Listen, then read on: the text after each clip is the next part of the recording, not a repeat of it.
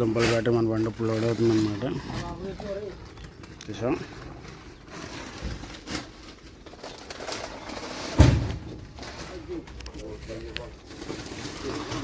దుంపలు బ్యాటరీ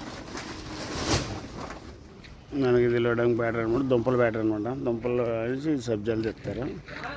అదే మంచిగా అంటే కాలం చేసాం కాబట్టి కూడా అదనమాట. సరిగా ఓం నమ శివాయ అంతా శివార్పణ. శివాలయంకి వచ్చామన్నమాట. పెద్దాపురంలో శివాలయం ఇది. అలాగే స్వామివారి దేవస్థానం తీయలేదు, మళ్ళీ మనం బయట నుంచి దర్శనం చేసుకున్నాం. నందీశ్వరుడు చూసారా,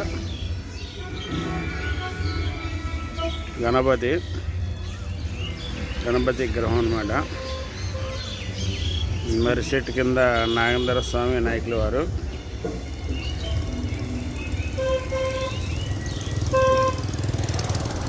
చూసారు కదా.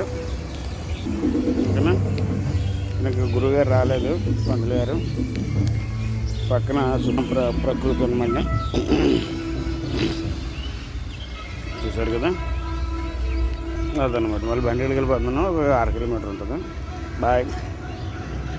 నా రాముడు ఇప్పుడు మరణిస్తాడా అని చేతికి దొరికిన ఉంగరాన్ని తీసుకుని వెంటనే అయోధ్యకి చేరుకుంటాడు. అయోధ్య మొత్తం వెతికినా కూడా రాముడు ఎక్కడా కనిపించడు. అలా గాలిలో ఎగురుతూ ఎగురుతూ వెతుకుతూ ఉండగా సరయూ నదిలో రాముడు జల సమాధి అయిపోతూ కనపడతాడు. వెంటనే అతి వేగంతో కిందికి వచ్చేలోపు రాముడు హనుమాన్ని చూస్తూ నదిలోకి వెళ్లిపోతాడు. ఇదంతా చూసి హనుమాన్ బాధతో గట్టిగా రామా ప్రభు అని ఏడుస్తాడు. అయ్యో ఇదంతా నా తప్పే, నేను బుద్ధి లేని వాడిని, 1 నిమిషంలో వస్తాను అని ఇంత సమయం వృధా చేశాను. నా వల్లనే ఈ రోజు మీరు నాకు దూరం అయిపోయారు అని బాధపడుతూ ఏడుస్తూ కురింగిపోతూ ఉంటాడు.